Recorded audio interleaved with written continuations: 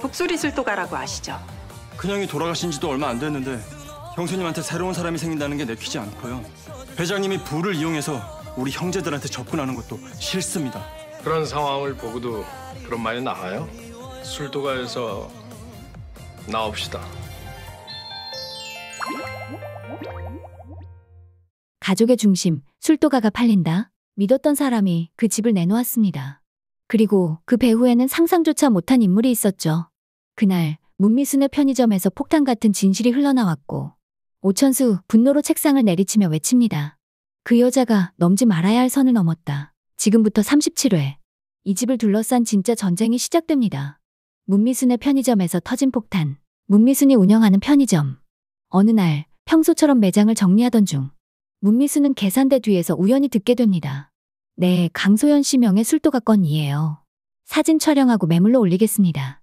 그녀는 순간 귀를 의심합니다. 강소연이 술도가를 부동산에 넘긴다고? 믿기 힘든 통화였지만 내용은 분명했고 그녀는 곧바로 오천수를 떠올리게 됩니다.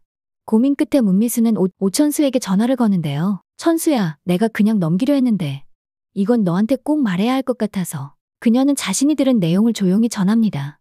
오천수는 듣는 내내 침묵합니다. 숨소리가 거칠어지더니 책상 위에 올려진 손이 부르르 떨립니다. 그리고 그 순간 그 여자가 진짜 넘지 말아야 할 선을 넘었다는 생각이 머릿속을 꽉 채웁니다. 참지 못한 오천수는 결국 눈앞의 책상을 꽝 하고 내려치며 억누르던 분노를 터뜨립니다. 그날 밤 오천수는 굳은 표정으로 강소연이 묵고 있는 집으로 향합니다.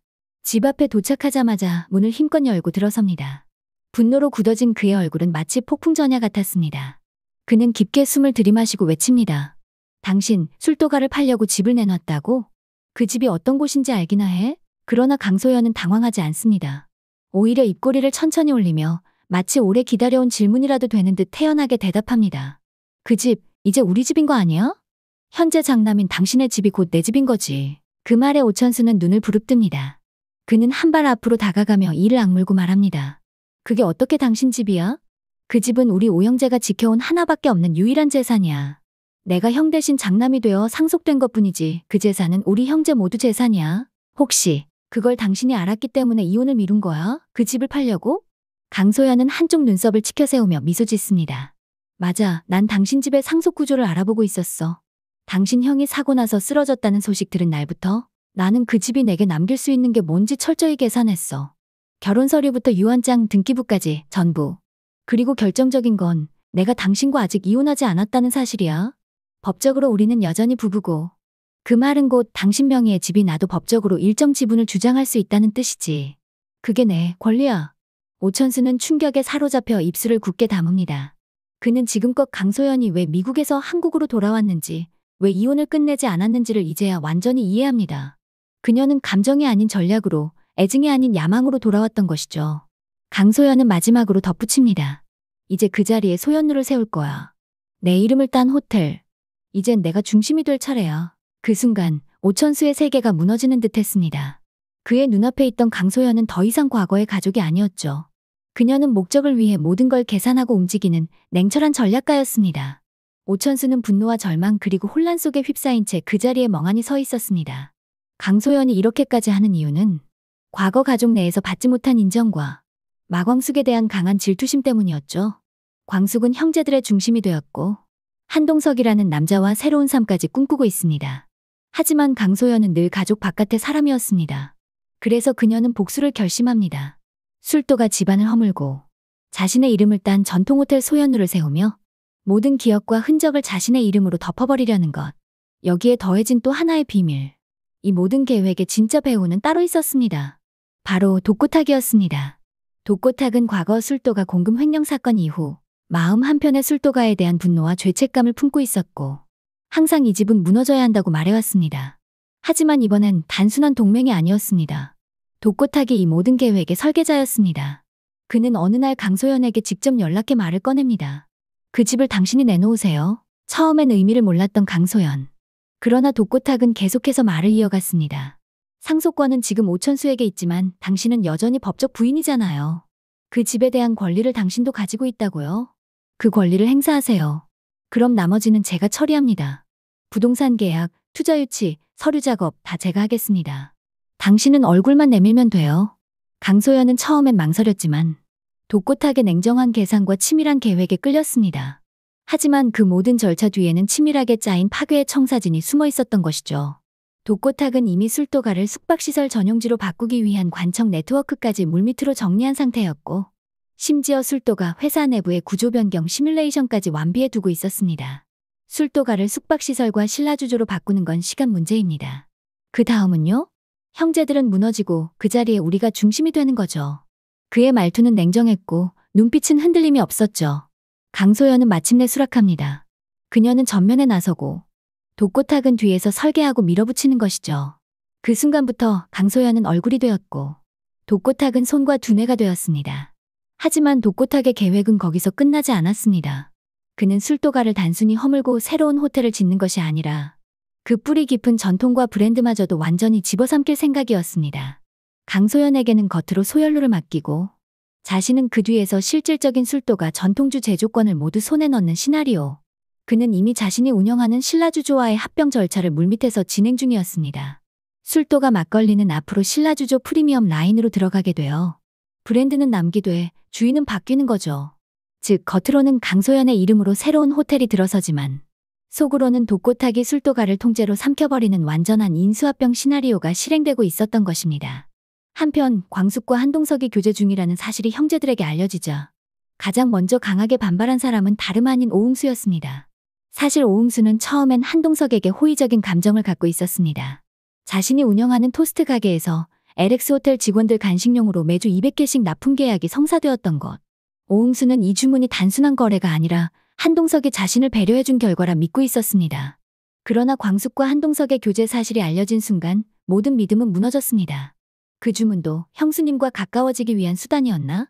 오응수는 한동석에 대한 호의적인 감정이 강한 배신감과 모욕감으로 바뀌었습니다. 큰형님이 돌아가신 지 얼마나 됐다고 지금 그 자리에 다른 사람이 있다고요? 오응수는 더 이상 참지 못하고 직접 LX 호텔로 찾아가 한동석 회장을 마주합니다. 회장님이 가진 힘이 어떤지 모르는 사람 없습니다. 하지만 그 힘으로 우리 형제들한테 접근하시는 건 솔직히 불쾌합니다. 그의 말은 단호했고 감정은 격했습니다. 형수님을 향한 존중이 있었기에 그 곁에 선 사람 또한 가볍지 않길 바랐던 오응수. 그러나 지금의 상황은 그 모든 기대를 무너뜨렸던 것입니다. 그 대화는 팽팽한 긴장 속에서 이어졌고 한동석은 오응수의 진심을 끝까지 듣고 난 후 조용히 입을 엽니다. 저는 광숙 씨에게 진심이에요. 그 집에 있는 기억과 시간들까지 함부로 넘보지 않을 겁니다. 그러니 조금만 시간을 주세요. 하지만 이 대화는 한동석에게도 깊은 고민을 안깁니다. 그날 밤 그는 호텔 사무실 창가에 홀로 서서 창밖을 바라봅니다. 오응수의 말 한마디가 귓가를 떠나지 않습니다. 내가 정말 이 집에 발을 들여도 되는 걸까? 광숙 씨는 괜찮다고 했지만 그 가족의 기억 속에 난 어떤 존재일까? 형제들이 자신을 거부하는 것이 아니라 사라진 오장수의 빈자리를 누구도 쉽게 받아들일 수 없는 것이라는 사실도 알고 있었습니다. 그는 한참을 고민하다가도 쉽게 결론을 내리지 못합니다. 그의 눈에 비친 술도가 식구들의 얼굴 하나하나가 스쳐 지나갑니다. 내가 여기 들어가는 게 이 집을 흔드는 일일지도 몰라. 하지만 누군가는 이 집을 지켜야 해. 그리고 지금 그걸 할 수 있는 사람이 나라면. 결국 그는 조용히 마음을 다잡습니다. 광숙 씨를 위해서라도 내가 흔들려선 안 돼. 며칠 후 LX 호텔 1층 커피숍. 마광숙은 창가 자리에 앉아 창밖에 비 내리는 풍경을 바라보며 깊은 한숨을 내쉬고 있었습니다. 오응수의 말이 계속 그녀의 가슴에 박혀 맴돌고 있었습니다. 장수형 돌아가신 지 얼마나 됐다고 벌써 다른 사람을 만나요? 그 말은 마치 그녀가 오장수의 존재를 잊고 사랑을 배신한 사람처럼 만들어버렸습니다. 잠시 후 한동석이 도착해 마주 앉습니다. 많이 힘들지요, 광숙 씨. 광숙은 커피잔을 내려다보며 나지막이 답합니다. 내가 잘못한 걸까? 나 혼자 너무 앞서간 건 아닐까? 한동석은 조용히 그녀의 손등 위에 손을 얹습니다. 누구도 당신을 탓할 수 없어요. 당신은 지금까지 누구보다 이 집을 위해 살았고 이제는 당신의 인생도 있어야 합니다. 그는 잠시 말을 고르고는 조심스럽게 말합니다. 이제 술도가를 떠납시다. 여기서 더 버티다 보면 당신 마음까지 다 무너질 겁니다. 마광숙은 그 말에 눈을 질끈 감습니다. 그리고 한참 만에 조용히 고개를 끄덕입니다. 그녀는 알고 있었습니다. 이제 이 집은 그녀의 사랑만으로는 지킬 수 없는 곳이 되었다는 것을. 술도가를 팔려고 하는 여자 강소연. 그리고 그 뒤에 숨어 가족의 역사를 지우려는 독고탁. 이제 술도가는 단순한 집이 아닌 가족의 정체성과 자존심이 걸린 전쟁터가 되어버렸습니다. 오천수는 더 이상 단순한 상속인이 아닙니다. 그는 이제 무너진 형의 자리에서 이 집을 지켜야 할 마지막 남자가 되었습니다. 마광숙 그리고 오씨 형제들은 다시 뭉쳐 각자의 방식으로 이 집을 지키기 위한 싸움에 나섭니다. 그녀는 알고 있었습니다. 이제 이 집은 그녀의 사랑만으로는 지킬 수 없는 곳이 되었다는 것을. 다음 38화에서는 독고탁의 2차 전략, 강소연의 흔들리는 감정, 그리고 드디어 밝혀지는 다른 배신자의 정체까지. 시청자 여러분, 지금부터가 진짜 시작입니다. 이 드라마가 점점 미쳐갑니다. 독수리 오형제를 부탁해. 여러분의 좋아요 하나, 구독 한 번이 이 집을 지키려는 사람들에게는 큰 힘이 됩니다. 형제들의 전쟁은 아직 끝나지 않았습니다. 그들의 싸움, 그들의 상처, 그리고 밝혀지지 않은 또 하나의 진실까지. 다음 이야기를 함께 지켜보고 싶다면 지금 바로 좋아요와 구독 부탁드립니다. 이건 단순한 클릭이 아니라 술도가를 위한 연대의 손짓입니다.